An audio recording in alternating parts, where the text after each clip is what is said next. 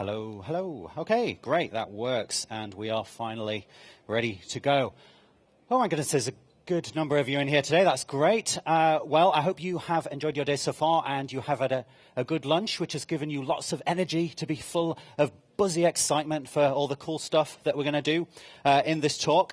So quickly introduce myself. My name is Steve, and I work at Microsoft.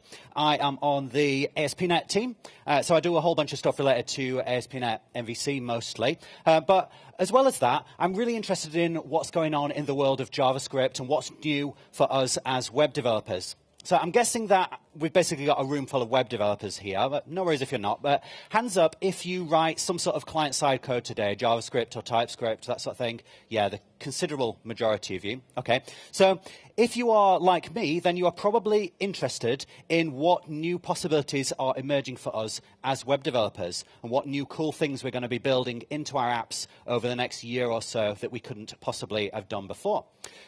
Now, if you want to learn about that sort of stuff, one of the best resources I think is available is provided by all the different browser makers. So each different browser maker has got a sort of service status or a platform status web page that you can go to, and they'll give you a nice big list of all the things that they're working on and links to the specifications, links to discussions and things like that. This one here is Mozilla's one, and that shows you all the stuff they've been doing. It also tells you what the status of these features in other browsers are, that sort of thing. And, of course, there's also one for Chrome. This is chromestatus.com. That's nice because it shows you which version each of the different features is going to be shipping in. And, again, it gives you some indication of what level of consensus there is for other browser makers to ship each of those features as well. And finally, of course, we've got the Microsoft Edge one, the Edge platform status page there, and that shows you a whole bunch of cool stuff that you're going to be able to do soon as well, such as the very exciting ambient light sensor API, which means that your web page will be able to detect whether the user is in a dark room or a bright room while they're using your page, which is going to be great. I've no idea what you will do with that, but I'm sure you'll come up with something awesome. Now, as for where all this stuff comes from, where do these ideas originate, and where is the consensus actually built? What is the official source for all this? Well, you can go and have a look at the w3.org page, and they've got a very, very long list of all the standards that they're working on specifying, and you can go from there to all the mailing lists, and you can get involved in the discussions and so on. There's a lot of stuff there, and it takes a long time to wade through. So what I'm doing for you in this talk is I've been through 900 or something items on there, and I've picked out a few of the things that are particularly interesting for us to talk about, things that I think are going to make a noteworthy difference to the way you build your application, and hopefully will be fun for you to see as well. Okay, so that's what we're going to do in this talk. We're going to go through four major feature areas. Now, the first two I'm going to go into quite a lot of detail on, and they're quite big and well-known features, so I think you probably have heard of them, although no problem if you haven't. I will hopefully be able to show you some aspects of them that you have not seen before, so there should be some new stuff in here for everyone. The other two, items 3 and 4 on their list, are quite small niche features that I had personally never heard of until a couple of months ago. Probably a good number of you won't have heard of them as well, but they are pretty cool, and hopefully they'll give you some ideas of stuff you can do as well. Okay, so the first item on our list that I want us to look about is service workers, okay? That's quite a big and important feature area. Hands up if you think you at least vaguely aware of something about the basic concept of service workers. Not very many. We're probably talking 10–20% of people. Okay, and how many of you who have heard of it are actually using it in production in some way? I'm looking for any hands. No? Okay, maybe nobody. All right, well, that's reasonable because even though this concept has been around for a couple of years, people have been talking about this and building up to it, it hasn't really been feasible to actually use in a real application until kind of nowish, really, because browser support for that is just landing this year, in the middle of this year, depending on which browser you're talking about. So what is the idea of a service worker? Well, if we go right back to the very beginning of programming on the web, a certain feature has remained constant throughout all that time, which is that you can only run code when your page is loaded in the browser. Your page is the thing that delivers the JavaScript in the first place, and the browser will stop running it as soon as the user moves away. But Service Worker changes that. Service Worker allows you to define some JavaScript that will register in the browser, and then the browser can just run that code anytime it wants to, whether or not the user is even on your page. And that is makes possible a whole bunch of interesting new features.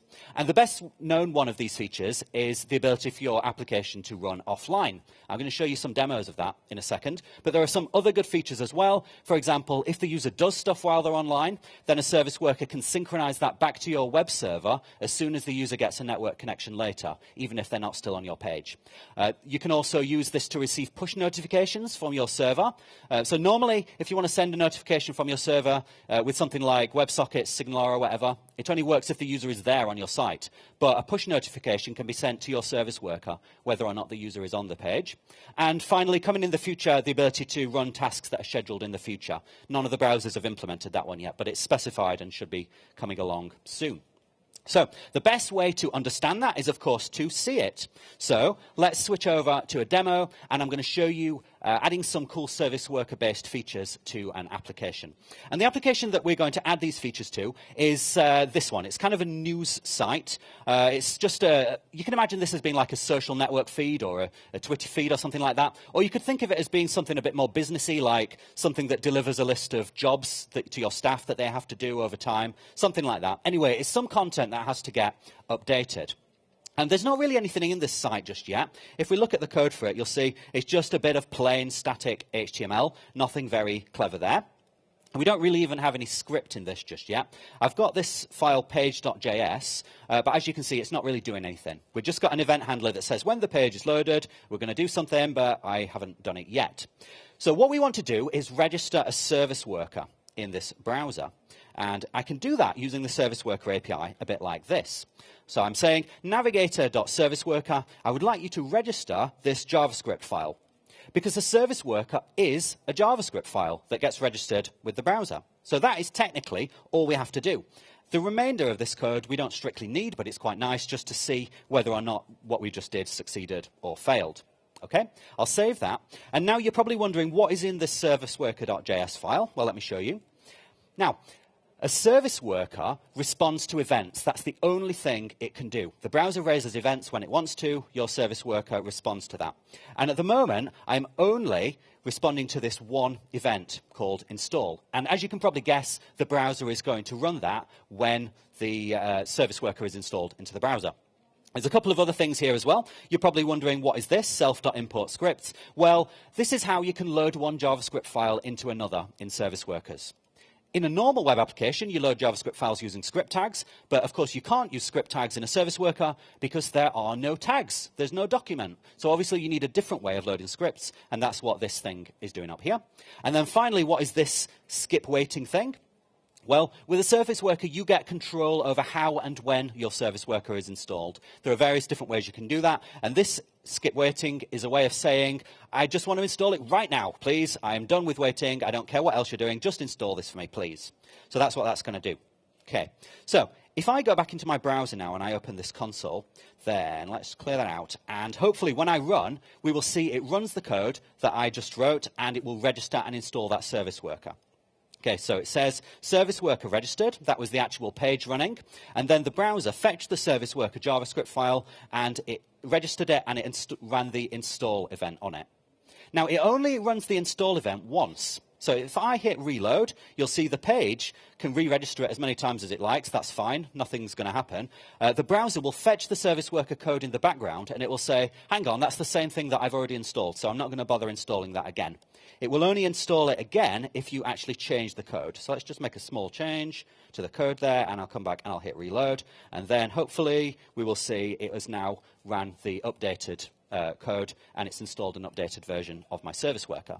Okay, great. But what can we really do with a service worker? What can we actually accomplish here? Well, like I said, you can only respond to events. And there are various different events that you can respond to. And a good one to get started with is this event called fetch.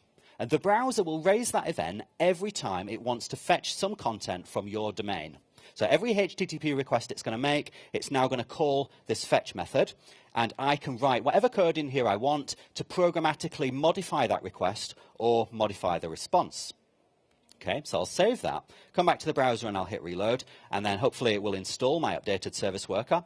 And then next time I hit reload, I'll get loads of log messages. Because every time it's making an HTTP request now, it's passing that through my JavaScript code. And if you notice up here, this request here is for the initial page. That is before any of my page JavaScript is loaded. So this is a new thing. It's never been possible to observe the initial page load in JavaScript before, because obviously your JavaScript wasn't there until the page had at least started loading. But with the service worker, you can intercept and modify every request to your domain, apart from requests for service workers, because that would be a weird sort of infinite loop thing. So you can't intercept requests for your service workers, but for anything else, you can.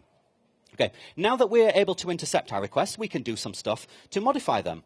I'll give you a quick example. Let's say that I want to listen for all requests for PNG files. And whenever any request for a PNG file is about to be made, I'm not going to do what normally happens. Instead, I'm going to fetch a different file and serve that to the browser instead.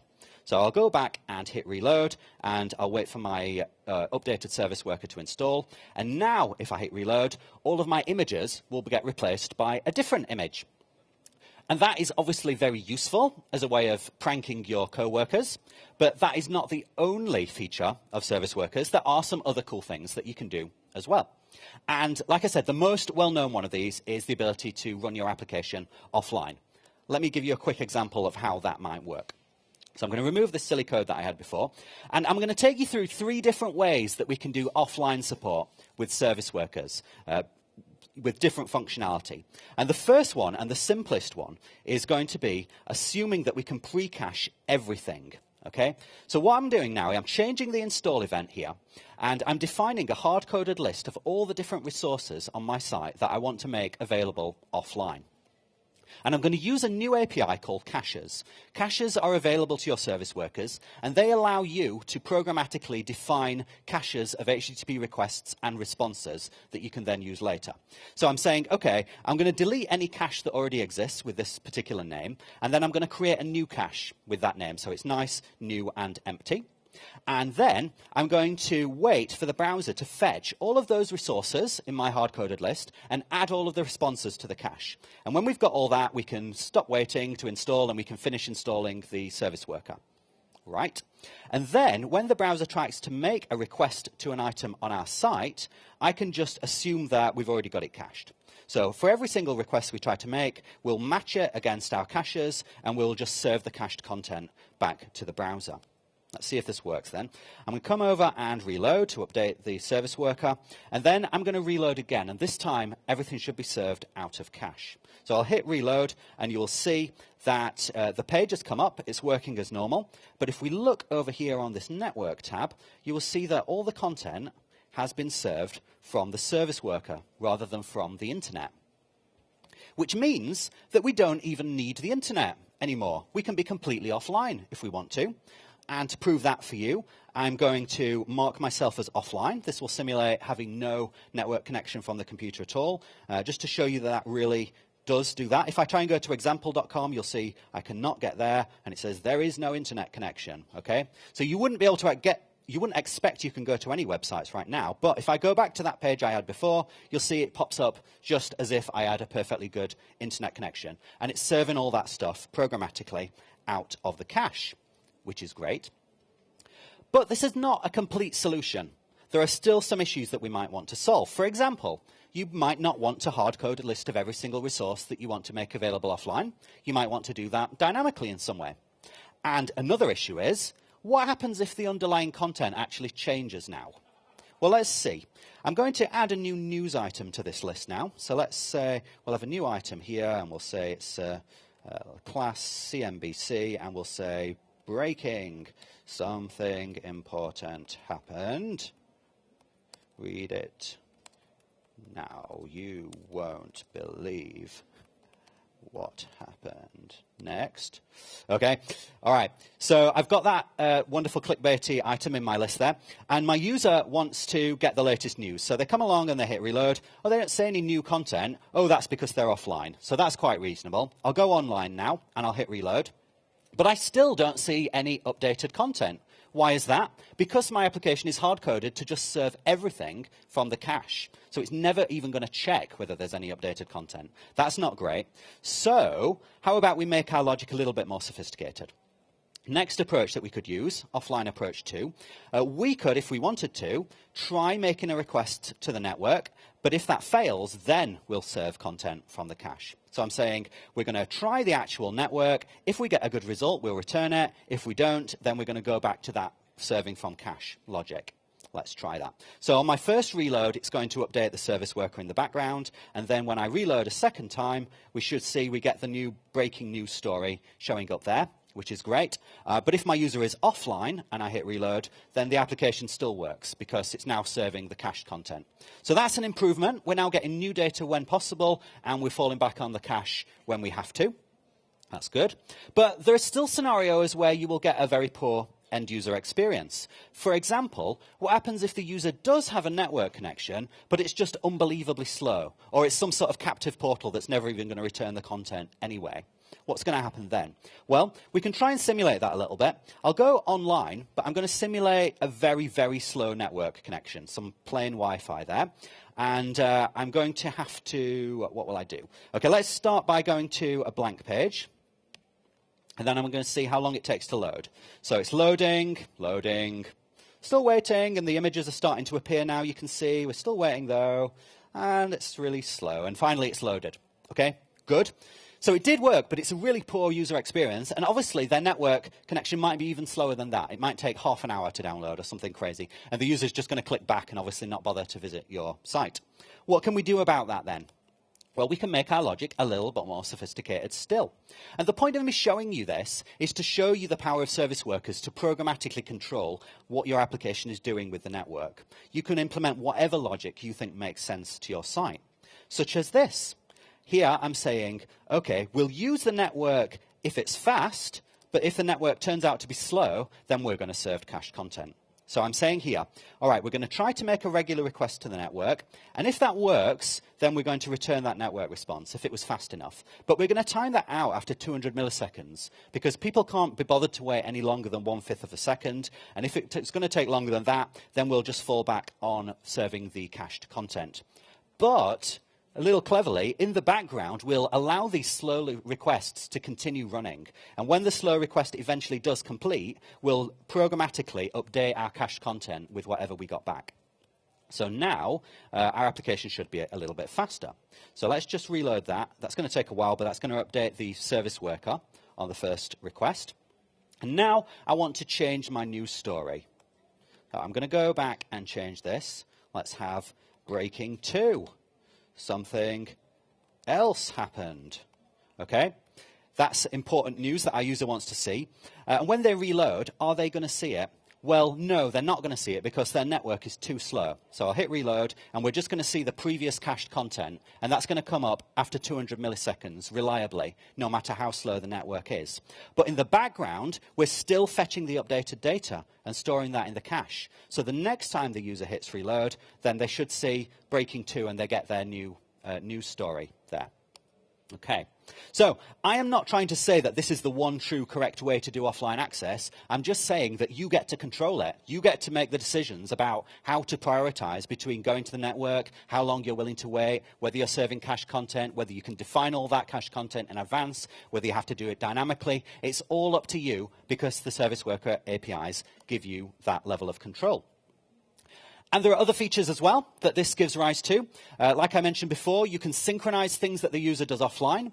That is, when they try to make an HTTP request to your server that can't complete because the network is not there, you can say, actually, let's just store that one for later. And then when the network connection comes back up, then you can get a notification, even if the user's moved on to a different website. And then you can do what you want to take that data that they had before and find some way of synchronizing it back to your server. Again, I also mentioned you can take push requests from your server, and maybe you can do scheduled tasks in the future. Okay, now as for actual browser support, as of this month, it's good news in Chrome and Firefox because they've already got this stuff shipped. It's very close to being shipped in Edge as well. It is actually implemented, it's in there, it's just behind a flag that the user has to turn on at the moment, so hopefully that will be on by default pretty soon. WebKit or Safari, let's say, is not quite so clear what they're doing with this. Somebody on a mailing list posted, yeah, we should do it, but that's the only public statement that we've had, and that doesn't really count as a public statement. So we don't really know what they're doing, but, you know, apparently they know that they should do it, and hopefully they will do that. Okay. Right then, next major feature area that I want to do some in-depth demos about is another feature that I'm sure you've heard of, but I'm pretty sure you won't have seen some of the cool stuff that I'll be able to show you just now. And that feature is WebAssembly. I'm sure you've heard of it, so I won't bother asking. But for anybody who's not quite sure what that is, it means a couple of different things. One thing is, in a sense, it's a completely new way of running code on the web. It's a new sort of application runtime that's available in the browser. It's actually JavaScript, but it's a specific subset of normal JavaScript that can be optimized to run extremely quickly. The browser can verify that it's safe extremely quickly. And there's also a new binary format for delivering that kind of code to the browser. And that format is called WebAssembly. It's a low-level binary bytecode format that you're not really meant to read yourself. You're not really meant to write it yourself either. The idea is that you can compile to that from some other language. And again, the best way to understand it is to actually see it. So let's have a go at compiling a bit of code to WebAssembly. And then I want to show you the actual WebAssembly code itself that's generated, the actual bytecode, or at least a human-readable version of it. Because I hadn't even personally seen what WebAssembly source code looks like until a couple of months ago. And I think it's really useful to understand what it's doing if you can really actually see what the code is. So we're going to start with a bit of C source code here. Let's just refresh that. Okay, so the easiest thing that you can compile to WebAssembly today is C or C++. And here I've implemented a very basic C program that prints out the Fibonacci sequence. And the mathematicians among you will know that Fibonacci sequence is just a series of numbers that's defined mathematically. It doesn't really matter what that sequence is. I'm just using it as an example of an arbitrary algorithm for this talk. Now, this bit of code down here you can ignore. That's just responsible for reading an argument from the command line and calling this other function. And that is the algorithm that actually prints out the Fibonacci sequence. Now, the normal way of running C code would be to compile it to a native executable, which you could do with something like the GNU C compiler. And then we could run Fibonacci, and it'll say, OK, how many terms do you want? 10 terms. And it's going to print out our 10 terms of Fibonacci. Brilliant. But can we compile that to WebAssembly?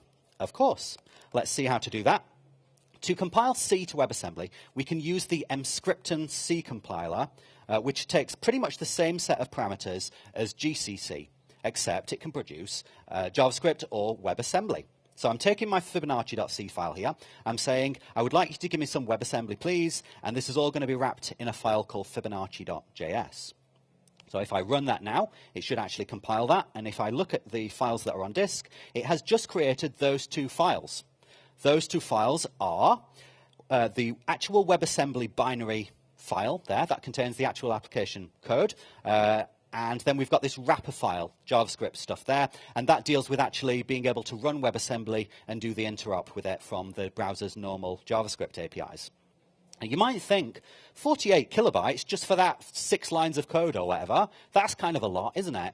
Well, yeah, it would be, except that that 48 kilobytes also includes the entire C runtime needed for all the stuff you do with regular C programs and its memory management and all that stuff. So there's a lot in there, actually, not just the few lines of code that we wrote.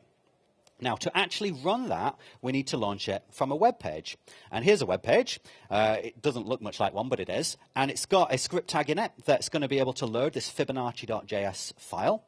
And then I'm also predefining a bit of config that's similar to passing arguments on the command line. So if we actually run this now in our browser, then hopefully we will see our C code has run. And if we look in the console, we'll see we've actually got the Fibonacci sequence printed out. OK, that's good. But how does it actually work? What does this WebAssembly code look like inside? Well, we can't really read the WASM file direct. My screen's gone off, but yours is OK. Good. OK.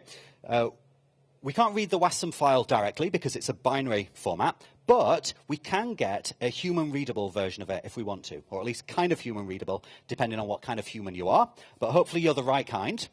So we will run this now, and then if we have a look, we'll see we've created some new files. In fact, I'll show you over here. OK, so we've now got a source map file and a WebAssembly text file, WAST. OK? I'll look at that in a second, but the fact that we've got a source map now means if I reload, you'll see we've got the actual C source code available in our browser debug tools. And theoretically, you can even set breakpoints on that and step through it. in practice, you cannot, because it's horribly broken in all the browsers right now. But I'm sure they will fix that. You can see where they're going with this. Anyway, the point of this is I want to show you this WebAssembly text file. Now, like I said, it's a pretty big file that's got loads of C runtime stuff in it, so it's sort of massive, and you obviously are not going to just immediately go, yeah, I know what that's doing, but we can more or less understand it if we do the following.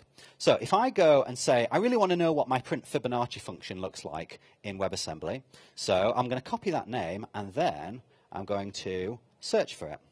And we'll see, here's print Fibonacci in WebAssembly. And it's got loads of setup stuff and just loads and loads and loads of hard to understand code. But it does have line numbers. So we can see that these two statements here correspond to line 5 in our C source code. What's line 5? Well, it's this one. I'm declaring two locals. And the first one has the value 0 and the second one has the value 1. And if we look here, we'll see it declares two locals. And the first one has value 0 and the second one has value 1. So it does pretty much make sense. Now, it is hard to read, but if you look through it, you'll see that it's a stack-based virtual machine with typed entries on the stack. So in some ways, it's conceptually quite similar to the .NET runtime. It does make sense, more or less. We can see, for example, let's see. We can see here, this is where we're actually doing an addition. So we're getting two locals here, and we're using an integer addition on them, and that's from line 11. If we look at line 11, you'll see, indeed, we're doing an addition right there. So yeah, it does seem more or less plausible. And this is what the browser is actually running when it runs WebAssembly, although it normally runs it from a compact binary representation, not from text. OK, good. All right, then. So that shows that we can compile some C or C++ source code to WebAssembly.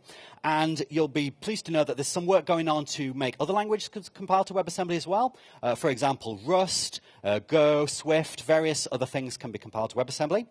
And if you think about it, theoretically, at some point in the future, it might even be possible to do something awesome like compile a .NET runtime to WebAssembly. And if we could do that, then we could even load and run .NET code directly in the browser on WebAssembly, which would be amazing, but it sounds a bit too good to be true.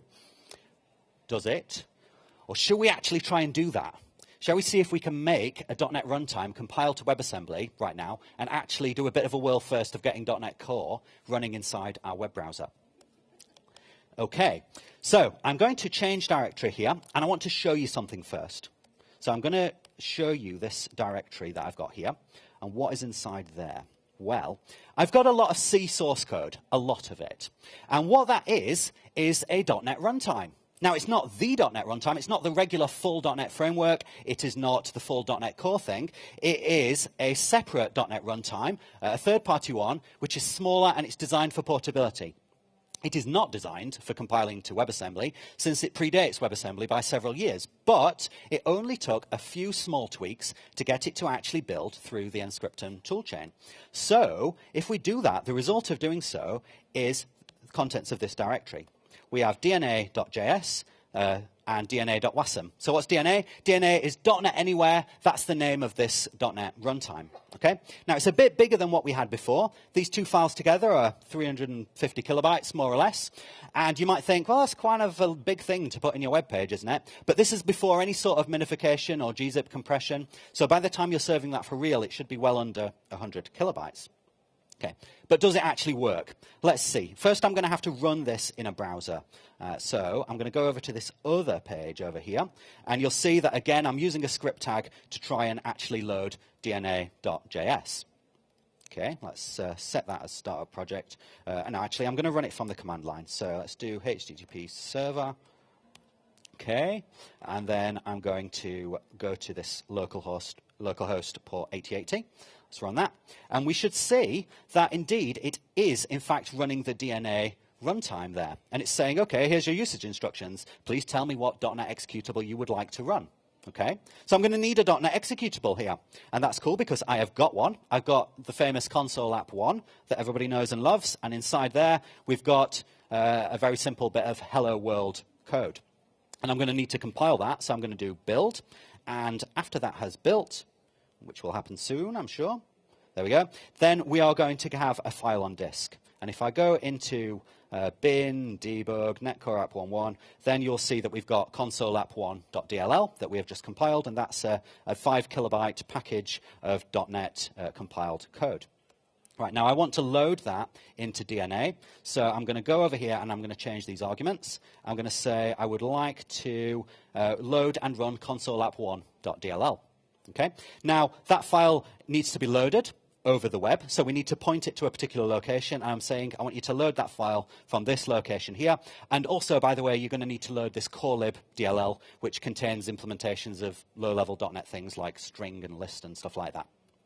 Okay. Does it work? Come back to the browser, hit reload one more time, and indeed, we've got hello world. So we've got our actual C code running in the browser there. And just to show you, momentary slight applause, yeah? Okay. Now, just to prove to you that really is actually allowing me to run arbitrary C# code, I'm going to drop in a C# implementation of print Fibonacci there, and I will call that print Fibonacci. Let's run that with 15, and I will build that. So build console app1. Okay, come back, hit reload. Oops. Come back, hit reload. And then we've got our C# Fibonacci running. So it was very quick and easy for us to get updated code into the browser there. So I hope you think that is pretty cool and interesting, the fact that we could bring our own .NET runtime into the browser through WebAssembly. Now, if you are anything like me, you probably look at that and you think, yeah, wouldn't it be cool if there was some sort of framework that you could use to build single-page applications with .NET code rather than having to write any JavaScript or TypeScript or Webpack or any of that stuff? Wouldn't it be cool if we could just do all this with .NET running on WebAssembly? I thought that too. So, shall we have a little look at what that might look like? Okay, so before I really get into that, I'm going to caution you that this is not a shipping product. This is an experiment. This is just for you to be amused by. And also, because I'm really interested in what you actually think about this, whether you think this is something that you would actually want to use, whether anyone really cares about this sort of thing. So I definitely want your feedback, but don't expect that you can just download this and start building some production application with it when you leave this session. Okay, so let's create a new project. I'm going to create a new application, which is going to be a rich client-side application with C# and Razor running in the browser. What should we call it? My super thing. Okay, and we will create that. So that's going to create an initial project for us there, and hoping that all the packages restore and we can actually build that. Is that going to work? Hopefully, yes. Yep, that's compiling. Okay, so I can now run that in a browser. And when that pops up, you will see we've got something that resembles a single-page application. It takes a moment to come up the first time because it's compiling stuff in the background, and there we go. Now, if any of you were in my talk yesterday, you may find this to look quite familiar, because it looks the same as the Angular and React and other templates that we've got shipping at the moment, and it's got the same functionality as those do. So we've got basic client-side navigation. I can go backwards and forwards. We've got an example of a component that lets you increment a count, and an example of fetching some data from the back end there. But what does this code really look like then? So let's expand all this stuff, and we will see that it is not React or Angular or anything like that. And in fact, there is no JavaScript in here whatsoever, none. It is just C# and Razor. And what does it really look like? Well, let's have a look at this counter code here. And it's very, very simple and predictable. Okay, I'm using C# to say I'm going to have a count property, which is an int, and then I've got a method that when you call it, it's going to increment that count. I'm using Razor to display the current count, and I've got a button that you can click, and it will increment the count in that kind of way. So that is how that works. And other nice things work too. For example, if I want to change my code, let's change that to counter 1, 2, 3. It's just going to update very quickly. And if I wanted to make it go up in tens rather than ones, then I come back and click that and it will do. Okay? So it's compiling very quickly there, and it does that by having an instance of the Roslyn compiler in memory there. So not inside the browser, but on the server there, we've got a Roslyn compiler that can very quickly produce updated DLLs that can get loaded and run through WebAssembly there. So that's very nice and fast. But would it really be nice for you as a developer to build something like this? What would the actual experience be like? Let's have a go at adding a bit of functionality to this site now. And I'll do the classic example that everybody always wants to do, which is, of course, a to-do list. So I'm going to create a new file to represent the to-do list component. So I'll add a new item, and it's going to be called todolist.cshtml. Okay, and then I want to have a reference to that file from somewhere else. I want the user to be able to get here. Okay, so I want to modify this navigation menu to add a new entry on it. I will go to the nav menu there, and I'm just going to scroll down and copy and paste one of the existing list items here, and I'm going to link that one to to-do list, and then I will also change the text. To-do list, okay, hit save, and now we've got to-do list in the menu. And I click on that, and we'll see the to-do list component shows up there. Okay, now, how can we actually implement a to-do list? Well, we're going to do this with C#, so I want to define a class to represent a to-do item. So firstly, I want a code block that I can put some C# in, and then I'll have a class called to-do item. And every one of these to-do items will have a string property called text and a bool property called isDone. That's a reasonable model for a to-do item. And then I want to have a list of these things. So let's have a list of to-do item, which I can type eventually, called to-do items equals new list of to-do item. Okay, so we've got our list of to-do items there. Now I want to display that in some way. The first thing, I will display the number of items in the list. So let's have to-do items.count. And we will see that initially there are 0 items in the list, like you'd expect. And I want to actually display the contents of the list as well. So let's have a list here, and I'll say for each var item in to-do items, I want to have a list item that displays item.text. Now, you won't see anything straight away because there's, of course, nothing to display. There's nothing in the list. I need to have some way of getting stuff into that list, and I will have a button, add item. Okay. Now, currently, when I click that button, it's not going to do anything because I don't have any behavior wired up to it. And how can I actually add some behavior? Well, if we go back to the good old days of JavaScript, many years ago, we would have an on-click handler, and then we would start writing some JavaScript in there. But now I can write some C# code in there that will actually run when the button is clicked. So I'm going to say to-do items.add new to-do item. And then we'll set the text on that to be new thing. Okay. Oh, yeah, I need a semicolon on the end of there because that's a complete line of C#. Okay. And then when I click this button, you will see we are now adding items to our list, and they are showing up. So that's good.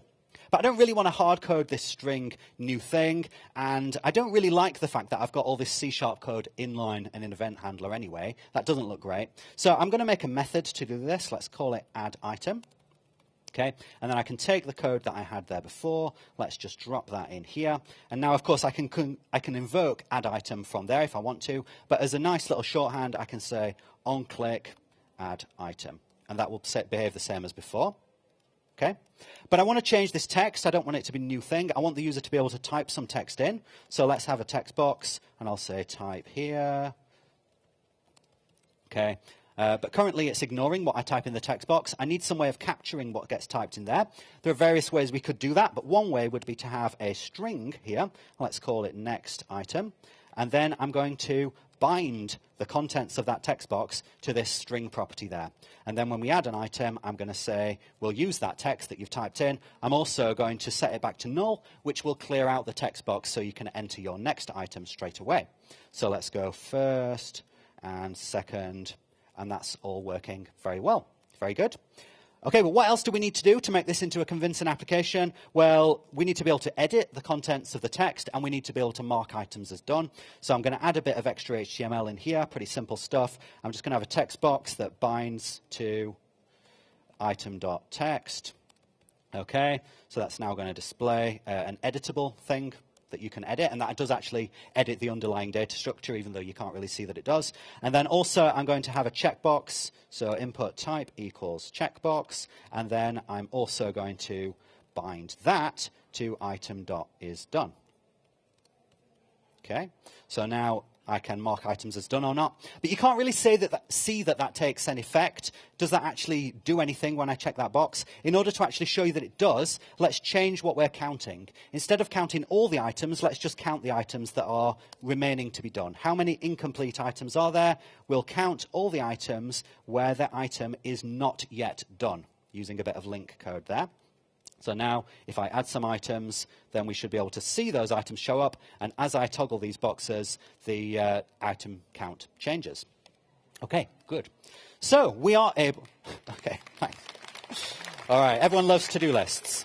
So now that's pretty cool because it allows us to build our application in a really familiar and nice interactive kind of way. But I'm sure some of you are probably sitting there thinking, is that really practical, though? I mean, seriously, you're shipping an entire .NET runtime and core libraries in your web page. That's going to be like hundreds of megabytes or something, isn't it? Are you crazy? That can't work. Well, let's see. Let's see how big this thing actually is. So I'm going to go over to this network tab here, and I'll reload, and you'll see that the whole thing there, 326 kilobytes. Now, I think we all know of certain single-page application frameworks written in JavaScript that will produce bigger applications than that, typically on average. So this is quite a reasonable starting point size there, and that is before any serious attempt to actually optimize it. So there's no code stripping. Some of the code is not even minified. And it includes Bootstrap as well. So that's quite reasonable. And the other objection that I expect that some of you are probably thinking is, oh, that's all very well for browsers that support WebAssembly, but, you know, most browsers, or at least the ones my special customers are using, don't support WebAssembly, so that's no good, is it? Well, let's see what happens if we try to run this in a browser that does not support WebAssembly. Internet Explorer 11, our old friend, definitely does not support WebAssembly. So what happens when we try to run our application in there? Well, it just comes up, and it works. And I can still do all the same stuff that I was doing before. All the functionality is there that we implemented, and it all behaves exactly the same. How is that even remotely possible, given that it's a WebAssembly application there? And the answer is that WebAssembly is really cool. It's a pretty amazing technology. It is designed for easy backward compatibility with browsers that don't support WebAssembly. So, like I said, the actual runtime is more or less a subset of a certain type of JavaScript. So it's not that difficult to have a polyfill for WebAssembly, and that's what's happening here. When we detect that your browser does not support WebAssembly, we'll just dynamically load the polyfill for you, and then the application will work exactly the same as if the browser did. It adds about 100 kilobytes to the page weight, so you don't want to do it all the time. That's why we just do it dynamically for browsers that need it. OK. Right then, I hope that is of some interest to you. It's pretty cool that WebAssembly allows us to do this sort of thing, bringing in a custom runtime, a custom framework, and yeah, that's pretty cool. Now, if you want to have a look at that, you can go to this location on GitHub, and you can download that project template that I was just using there, and you can have a play about with it yourself. And I'm going to caution you one further time that this is not a shipping product. It's an experiment. But I am interested in what you think of it and whether you could make any good use of that. OK. Now, do browsers support WebAssembly yet? Well, yeah, pretty good news. It's already on by default in Chrome and Firefox. It's fully ready to go pretty much in Edge. It's already there behind a flag, so the user has to turn on a config setting to see it. But again, I'm expecting that to be on by default fairly soon. And slightly better news from Safari this time. They have actually acknowledged that they are really going to build this and ship that. So that is officially listed as in development as far as Safari is concerned. OK. So that is WebAssembly. We are going to move on to the last two things now. These two things are slightly more obscure features, and I will give you slightly more sort of casual level demo of them and not so much technical detail this time. But I hope that they will be interesting to you, give you some cool ideas about things you could do. The first one is credential management. It sounds about as boring as it can get, but it is actually pretty useful. Now, we've had to deal with credentials as web developers since the very beginning of web development. We've always had usernames and passwords and sessions and cookies and login screens and registration and sign out and all that stuff that we've all implemented dozens and dozens of times. And the browser has not done very much to help us with that. Credential management is a new set of APIs that allows the browser to understand the concept of usernames and passwords or other types of login flows and do something actually useful for you. It gives you a way of storing credentials in the browser in such a way that the user will get automatically logged in on all their devices. So the user logs into your application on the desktop, and when they pop it open on their phone, they'll find that they're just logged in. They didn't have to do anything. They didn't have to tell them that it's the same account or anything, because the browser can deal with synchronizing credentials for you. It also gives you some native user interface in the browser for things like account pickers and switchers and that sort of thing. of course, you want to see it. So let us move on to our fourth and final demo application. And I'm going to introduce to you a little bit of a project that I've got working on in the background. It's a bit of a business idea that I've had. I'm hoping to get very rich out of this. It's called CEO Portal. The idea with CEO Portal is that powerful business people, the big titans of the industrial world, can come along and they can register on this, and then they can do all the stuff that CEOs need to do through a website. Let me just show you that. If I bring that up, you'll see we've got some nice sort of corporate web design going on there. I think this will strongly appeal to CEOs from what I understand. And so yeah, the other thing about CEOs that you need to understand is that they're very, very cautious about security. They want a very robust and clean login and registration system where they know that their account details will be protected. So I'm going to show you how we can do that with a bit of credential management. But the first thing I want to show you is what this page is doing when it actually starts up. So when this page first loads, it tries to ask the browser, hey, have you got any saved credentials already for this user? Navigator.credentials.get. And in this particular case, it's going to return undefined because the user does not yet have any saved credentials. And so we're just going to display our application in a logged out status. And then eventually, our user, or a potential user, is going to be convinced that this is a good investment for them, of their time, to register for this application. So they'll come along and they'll create themselves an account like that, and they're going to click on the register button. And when they do that, this code will run down here. So we're going to instantiate a new password credential. There are various different types of credentials that you can instantiate. A password credential is the simplest one. It's just a username and a password. There are other types for different types of federated login systems. To instantiate a password credential, we need to give it the username and password. But in this case, as a shorthand, I'm passing it an instance of a form, an actual HTML form element. And the browser will be able to pull the username and password out of that form by convention. So when we've done that, we'll now have a credential object, which has picked out the username, Steve, and password and such like. And then we can say, hey, browser, will you please store that credential for me? And when we do that, the browser will display a bit of native UI here to say, do you want me to store this credential, actually? And the user will obviously click the blue button because they don't read it, and it will save the credential in the browser there. And now we can switch over to our logged in view. Okay, so this is the logged in view. You can see various things that CEOs need to do that they can do from this screen, or they can sign out if they need to. Now, next time this page gets loaded and we try to check for credentials again, we will get slightly different behavior. So if I hit reload now, you will see, again, we're trying to get credentials, and if we look, we've got the password credential object back with our username and password. So we know that we should display the user in a logged in state. And also, every time we make any API calls to our backend, we can pass the data from that credential to the backend as well, so that it knows, obviously, to do the relevant server-side authentication checks. Okay? So my user is now starting in a logged in state. And in fact, every time I reload, if you have a look up there, a little message just flashes up to the user. I'm signing you in as Steve, because the browser knows about these credentials now. It knows what your username is, and it knows that it's automatically signing you in. And we get other cool features from the browser as well. For example, if the user has got multiple accounts, let's register another account like this. And let's just delete the breakpoint. Okay, I'll save the BERT credential as well. And now when I go to sign in, you'll see the browser is prompting the user. Which of your accounts do you want to sign in as? So you've got a quick account switcher. I can be BERT, and then I can quickly become Steve again. Very good.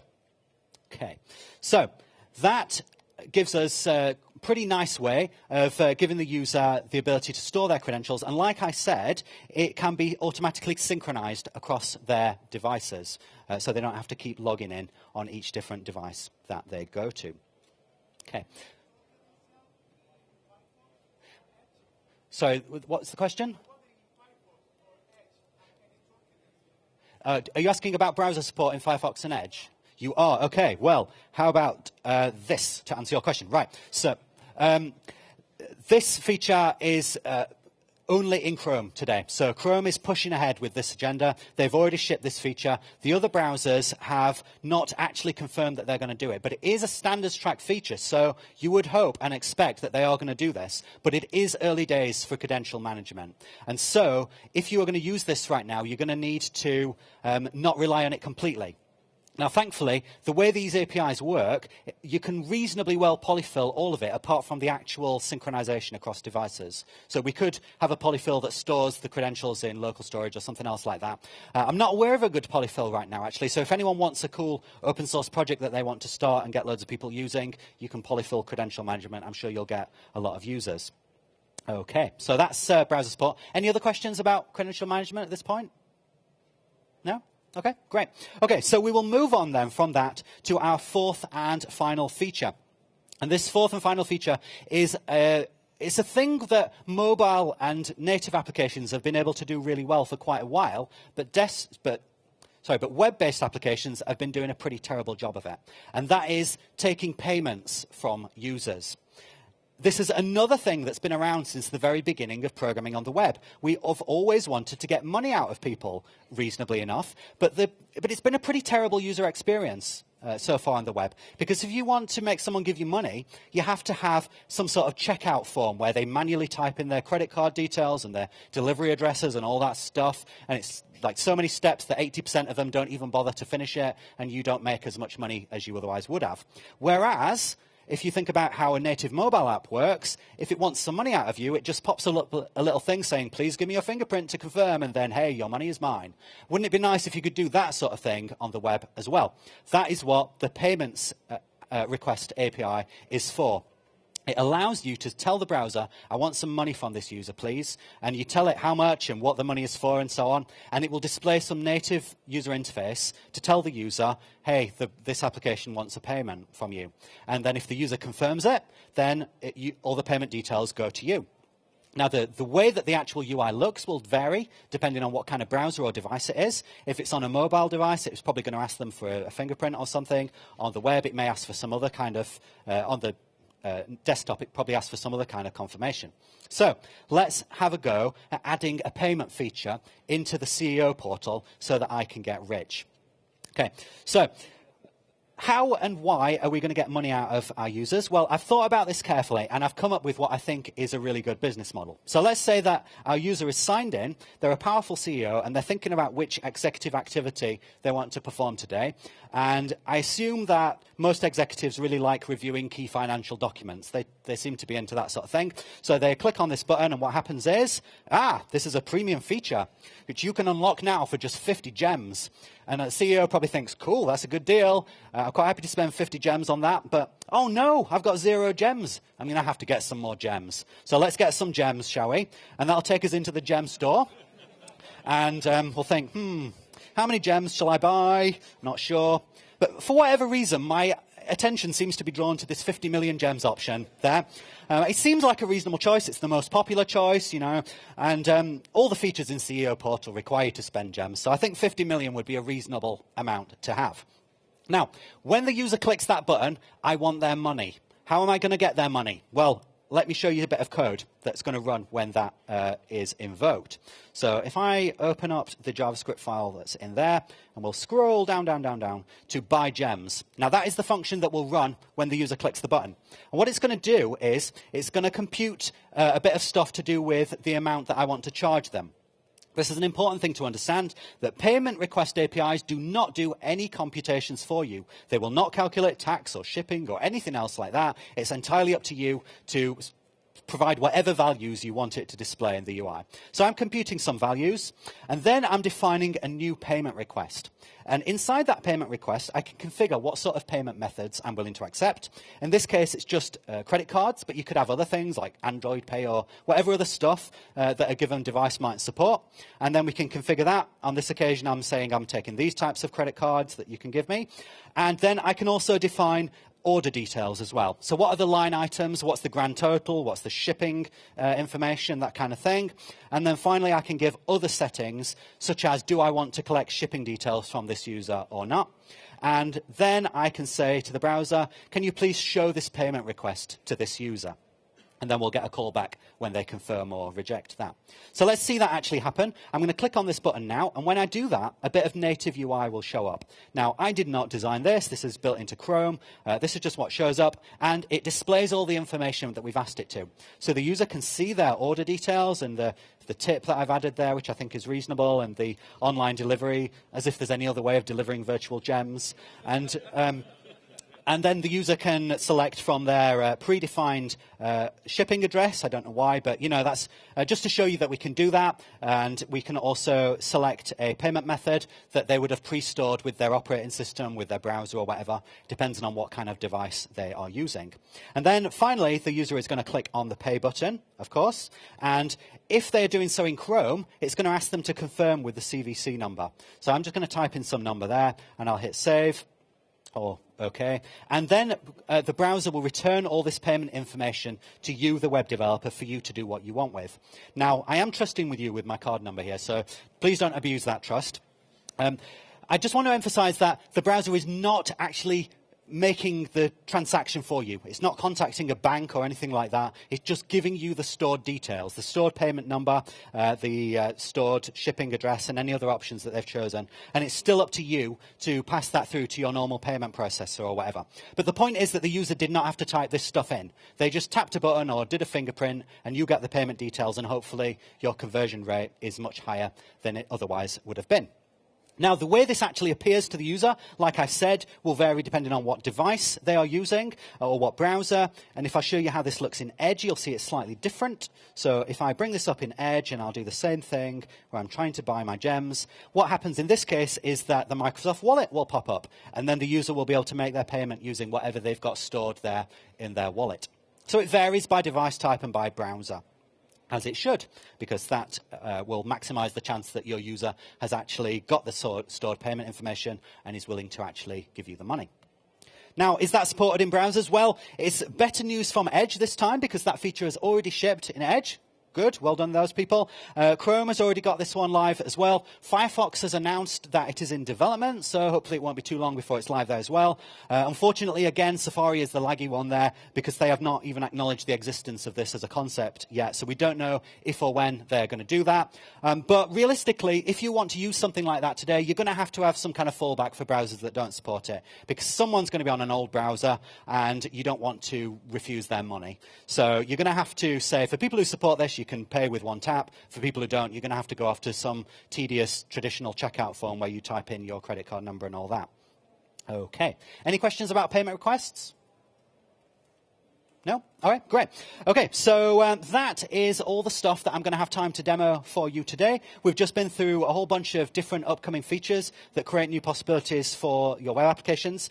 Just to finish off, let's imagine what your next cross-platform web application might look like and what it might do. Well, it might have some really cool features. For example, you might be able to use service workers to make it load instantly, even if the user's got a very slow network connection or no network connection at all. You could also use service workers to do things in the background. For example, if the user does stuff while they're offline, you can synchronize that back to your server later, and you can receive pushes from your server even when the user is not on your page.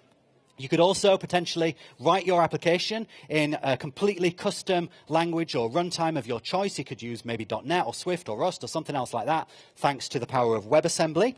You could also give users a really clean login system that synchronizes automatically across their devices, and you can hopefully even get money out of them with just a single tap or fingerprint.